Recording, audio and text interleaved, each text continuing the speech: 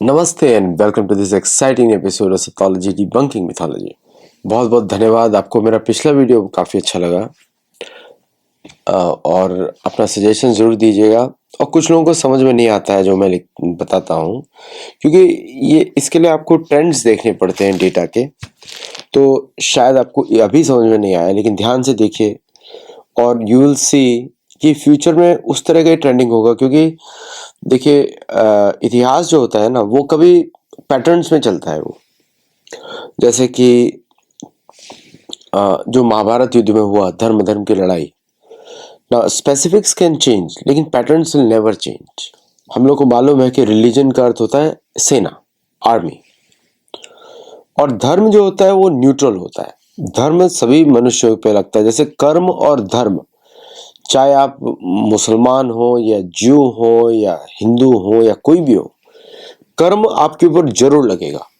आप कुछ उससे बच नहीं सकते, वो यूनिवर्सल लॉ है। और जो लोग बोलते हैं so called Hindu gods, Christian god, नहीं, देवता एक ही होते हैं। जैसे यमराज एक ही है, उनके नाम अलग अलग हो सकते हैं, लेकिन वो वही सूर्यपुत्र यमराज वही रहेंगे, वो बदलते वाले नहीं है। सूर्य के पुत्र हैं यमराज, वो सूर्य के पुत्र ही रहेंगे।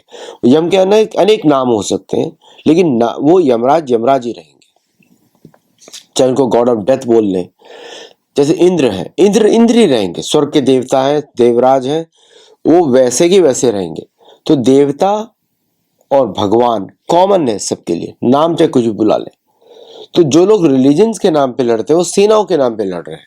जैसे कि इस्लामिज्म एक सेना है, क्रिश्चियनिज्म एक सेना है, जुडाइज्म एक सेना है। ये सेनाओं के थ्रू, कैथोलिसिज्म सेना है, ये जितने भी रिलीजन्स हैं ये सारी सेनाएं हैं। सनातन धर्म जो वेदों पे आधारित है वो सेना नहीं है, वो एक्चुअल मतलब अगर मानव धर्म की बात करें तो वर्णाश्रम के थ्रू होता है, और आत्मा के धर्म की बात करें तो सनातन धर्म होता है। तो स्वधर्म सनातन धर्म कॉमन है सबके लिए। आत्मा का परमात्मा से मिलन, उसी को सनातन धर्म बोलते हैं, वही योग होता है, तो वो कॉमन है।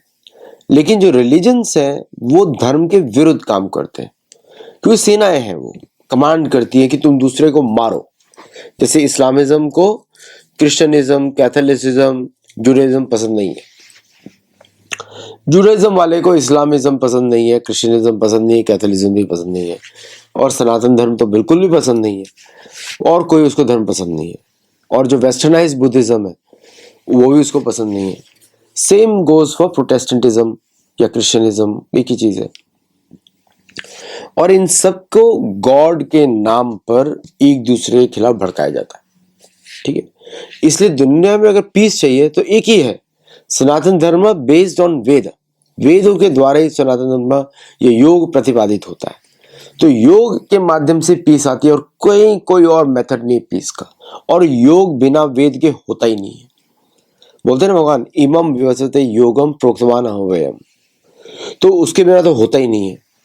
तो ये जितने भी लड़ने वाले रिलीजन्स हैं, इन सब की ओरिजिन एक ही जगह हुई है, ओके। और वो जगह औरव देश, अरब देश, औरव ऋषि के द्वारा, वो उनको कंट्रोल करने के लिए महादेव, ये सब तमोगुण में रहते हैं, गाय का मांस खाते हैं, उल्टा सीधा हरकतें करते हैं, फिर एक दूसरे को मारते हैं। इससे हमारा कोई संबंध ही नहीं है। इसलिए मैंने पिछले वीडियो में prime minister Modi S Jaishankar ji को जम के तारीफ करी कि they have steered India out of this crisis. ये क्राइसिस खत्म नहीं हुआ है, इसलिए कंटिन्यूशन पिछले वीडियो का, ये क्राइसिस खत्म नहीं हुआ है। एंग्लो सैक्सन्स ने आज तक किसी भी ट्रीटी को पालन नहीं किया है, और वो मुसलमानों को एक्यूज करते हैं, उन्होंने भी कोई पालन नहीं किया है, ठीक है। जुडाइज्म वालों ने भी कभी पालन नहीं किया, तीनों ने पालन नहीं किया कभी भी किसी ट्रीटी का। क्योंकि ट्रीटी का पालन तो वही करेगा ना जमीन से जुड़ा हो। ये लोग तो दूसरे की जमीन से बैठे हुए है ना। रिलीजन इनका है मिडिल ईस्ट से, प्रैक्टिस कर रहे हैं अमेरिका में। रिलीजन है मिडिल ईस्ट से, प्रैक्टिस कर रहे हैं यूरोप में।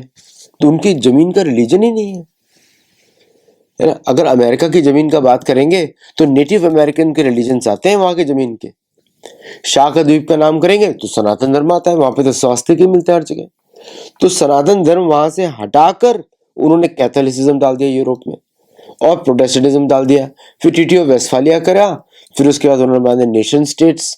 नेशन स्टेट्स का तो डेफिनेशन भारत में लगती ही नहीं।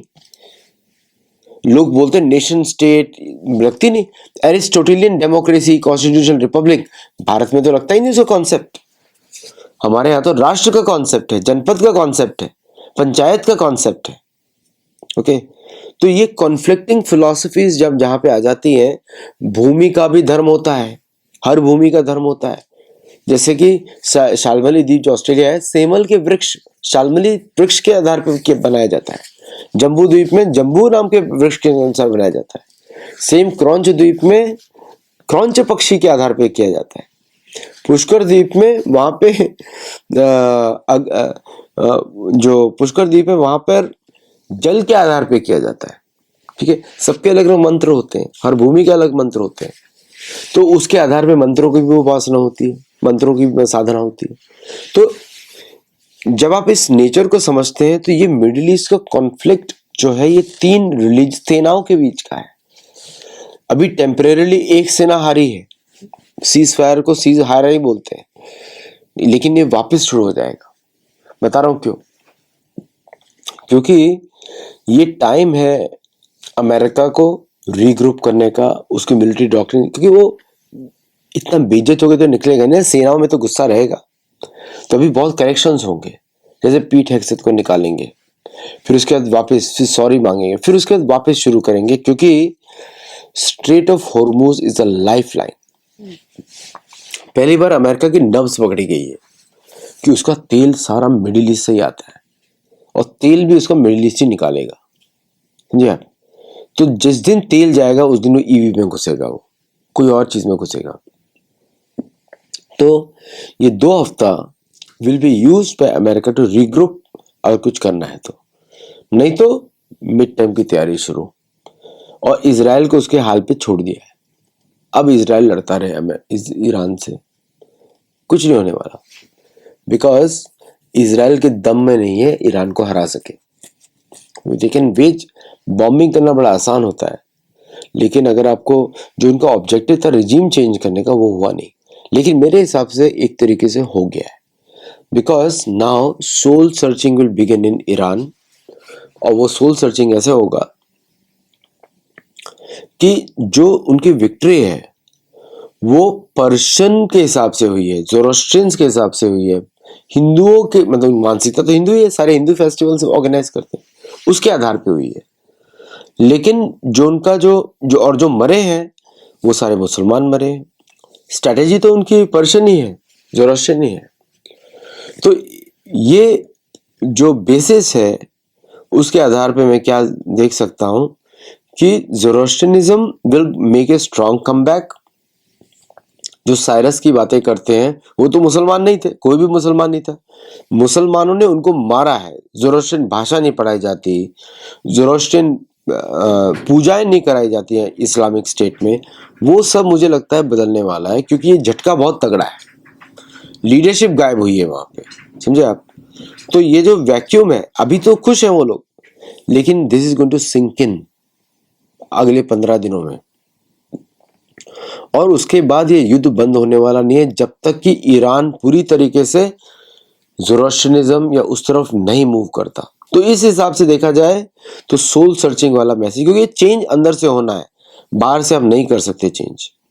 जैसे भारत में जो जितना भी कन्वर्जन के थ्रू चेंज कराया जाता है वो तो भारतीय सरकारों की प्रॉब्लम है। बीजेपी की सरकार में जितना कन्वर्जन होता है उतना किसी कांग्रेसी सरकार में भी नहीं हो पाया, क्योंकि हिंदू अपोजिशन में थे। अब तो हिंदुओं की सरकार है और वो करा रही है सारे चेंजेस। ओके, तो अंदर से अंडे को, भारत को भी अंडे से अंदर से तोड़ा जा रहा है, डेमोक्रेसी के थ्रू, कन्वर्जन्स के थ्रू ये तोड़ा जा रहा है। Same thing will begin in Iran. लेकिन क्रिश्चियनिज्म का जो बोलबाला है वो, इस्लामिज्म क्रिश्चियनिज्म सेम साइड से, तो कॉइन के दोनों साइड के एक ही चीज है, वो दोनों तीनों एक ही चीज। जुडाइज्म भी एक ही है, ये भी एक ही है। आप लोग थोड़ा बोलेंगे अरे कैसी बातें कर रहे हैं। आप लोग ठीक से रिसर्च करेंगे या गोल्ड ग्लोरी इन गॉड मेरी बुक पढ़ सकते हैं, तो उसमें मैंने तीनों के बीच में लिंकेजेस दिखाए हैं, किस तरह तीनों एक ही चीज है। तीनों एक ही हैं, बट थोड़ा थोड़ा उनका शेयर भी करते हैं बहुत सारा चीजें, और but the same things on all sides, all three. तो तो ये वापस कॉन्फ्लिक्ट होगा। अगर इसमें ज़ोरास्ट्रियनिज्म को ईरानियों ने फोकस किया, दे विल बिकम स्ट्रॉन्गर, क्योंकि अभी सनातन धर्म के बढ़ने का समय है। वो तो भारतीय सरकार कुछ फोकस नहीं कर रही है, बट अगर भारतीय सरकार फोकस करे, दुनिया में एक ही देश है हिंदुओं के लिए, एक ही देश है वेदों के लिए, उसकी रक्षा तो देवता करेंगे, चाहे ये सरकार रहे ना रहे, कोई ना कोई आएगा जो उसकी रक्षा करेगा। इट डजेंट मैटर कि वो बीजेपी से हो या किसी और से, बड़ी बात बोल रहा हूँ मैं, बट परमात्मा की आवाज है, इसे बोल दिया आपको। तो ये अब जो ट्रम्प जो बात कर रहे हैं उसको सुनेंगे तो अब दंग रह जाएंगे, और मैंने आपको पहले ही बताया था होगा। A big day for world peace, Iran wants it to happen, they have had enough, likewise so as everyone else. United States of America will be helping with the traffic built up in the Strait of Hormuz, मतलब तेल और निकालो। There will be lots of positive action, big money will be made by all including Iran. Iran is going to make almost $2 million per ship, जो share करेगा वो Oman के साथ। Iran can start the reconstruction process, and we will be loading up with the supplies of all kinds and just hanging around in order to make sure that everything goes well. मतलब एक तरीके से देखो, Iran के पास nuclear fissile बनाने का 11 बम का material है। मैंने आपको बताया था कि Iran will make nuclear bomb, जैसे भारत ने 71 के बाद 74 में बना दिया। Iran will make, in order to make sure that everything goes well. I feel confident that it will, just like we are experiencing the US. This could be the golden age of the Middle East. Golden age हो ही नहीं सकता। ये जो शिया और सुन्नी का जो conflict है वो ब्रिटिश का क्रिएशन है। ओल्ड इस्लामिक क्रिएशन भी, ब्रिटिश क्रिएशन भी है, क्योंकि इससे परमानेंट कंट्रोल रह सकता है। और ब्रिटेन को यहाँ की पॉलिटिक्स खेलना बहुत अच्छी तरह आता है। ब्रिटेन की पॉलिटिक्स खेलने में भारतीयों का हाथ बहुत बड़ा था। भारतीयों ने उनको सारा समझाया, जैसे कि जवाहरलाल नेहरू और इन सब के जो ओल्ड भारतीय थे, अंबेडकर, सरदार वल्लभ भाई Patel was the only one who was different, इसलिए उनको बाहर रखा गया पावर से। बट ये पॉलिटिक्स खेलना हिंदुओं से सीखा है उन्होंने, और लिख लिया, सब लोग सिखाते अपने स्टेट उसमें। तो now the original politics is going to come into play. तो मैंने एक ट्वीट किया था, well done POTUS, well done Trump. मैं क्यों किया था? यूके ने अमेरिका को अकेला छोड़ दिया, तुम लड़ो, देखता हूं क्या होता है। और यूके के सारा जो वेल्थ होता है जिससे थ्रू लड़ते हैं कैथोलिसिज्म से, ब्रिटिश इंग्लिश चर्च, वो आता है जूस के थ्रू, रॉकफेलर्स, और फिर आपका इनके नाम मैं भूलता रहता हूँ, दो ही हैं फैमिलीज, रॉकफेलर्स एंड रॉथस्चाइल्ड्स। ओके, इनके नाम इनके थ्रू आते हैं। ब्रिटेन ने हमेशा इनको यूज किया है to keep Jews divided, rich faction with them, opposite will be others. इसलिए आपने देखा होगा जूस का बहुत सारा प्रोटेस्ट हुआ against the war in Iran. Jews ने प्रोटेस्ट किया, इजराइल के विरुद्ध प्रोटेस्ट किया उन्होंने। They don't want to war with Iran. वो अलग जूस हैं जो गरीब वाले हैं, रिलीजियस जूस हैं, उनको युद्ध नहीं चाहिए, सेक्युलर है वो। और ये जो दूसरे वाले जूस हैं, जो पैसे वाले जूस हैं, इनको वॉर चाहिए क्योंकि इनकी बैंक्स चलती हैं उससे। और इन दोनों को यूज करके चर्च ऑफ इंग्लैंड रिच रहता है, क्योंकि ब्रिटिश को तो, एंग्लो सैक्सन को तो पैसा कमाना ही नहीं आता, गरीब है, 2 ब्रेड अंडे के लिए बेच देते थे अपनी पत्नियों को। इनको पैसा कमाना नहीं आता, इनके थ्रू ये पैसा कमाते हैं। इन्होंने यूएसए क्रिएट किया so that USA becomes a permanent income for them. It was an investment to create permanent income. और उसके लिए क्या जरूरत होती है? ये लड़ने में अच्छे होते हैं, मतलब डिवाइड एंड रूल, मतलब ये लॉन्ग टर्म लड़ाई नहीं लड़ते। इन्होंने कोई भी एक भी युद्ध नहीं जीता जिंदगी में। ये क्या करते हैं, आपको बर्बादी बहुत करेंगे, गोलेबारी करेंगे, युद्ध नहीं जीतते। युद्ध जीतना, बर्बादी करना, 2 डिफरेंट थिंग्स। सब कुछ लोग रहते हैं सोशल मीडिया में, सब कुछ तो बर्बाद कर दिया तो कौन सी विक्ट्री हुई ईरान की? अरे नहीं, वॉर का outcome defines the victory. Okay, जो बर्बादी बहुत करते हैं फिर हार जाते हैं, फिर क्या करते हैं? ट्रेड डील, और डील में जीत जाते हैं। ओके, तो जो एग्रीमेंट और नैरेटिव इनके रहते हैं, फिर अपना नैरेटिव, अपनी कहानी लिखते रहेंगे दूसरों को सिखाने के लिए, और बेचने में तो बहुत ही उस्ताद होते हैं। तो बकवास न्यूज़ भी पूरे विश्व में फैला देते हैं। डेमोक्रेसी फैलवा दिया, फिर सारे जो इनके बर्गर खाना फैलवा दिया, कपड़े वाला खिलवा दिया। They very good in selling. तो पूरे विश्व में सेल कर देते हैं, मीडिया कंट्रोल करते हैं, झूठ का नैरेटिव बनाते हैं। युद्ध सारे हारते हैं, लेकिन युद्ध के बाद नैरेटिव में जीत जाते हैं सारे, ट्रेड डील में सब जीत जाते हैं। सेम एग्जैक्टली हुआ इस इंसिडेंट पे। ये युद्ध खत्म नहीं हुआ है, डोंट गेट मी रॉन्ग, ये वापस शुरू होगा। 2 हफ्ते में शुरू हो, 3 हफ्ते में शुरू हो, या 6 महीने में शुरू हो, 1 साल में शुरू होगा, क्योंकि इसका आउटकम डिफाइन नहीं हुआ अभी तक।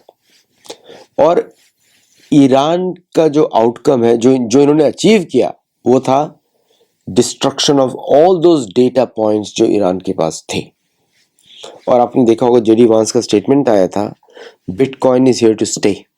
उसका कहाँ से होता है? वो ईरान से होता है। Iran controls 17-18% of bitcoin generation. उसके पावर प्लांट से, प्राइवेट पावर प्लांट से, छोटे पावर प्लांट से।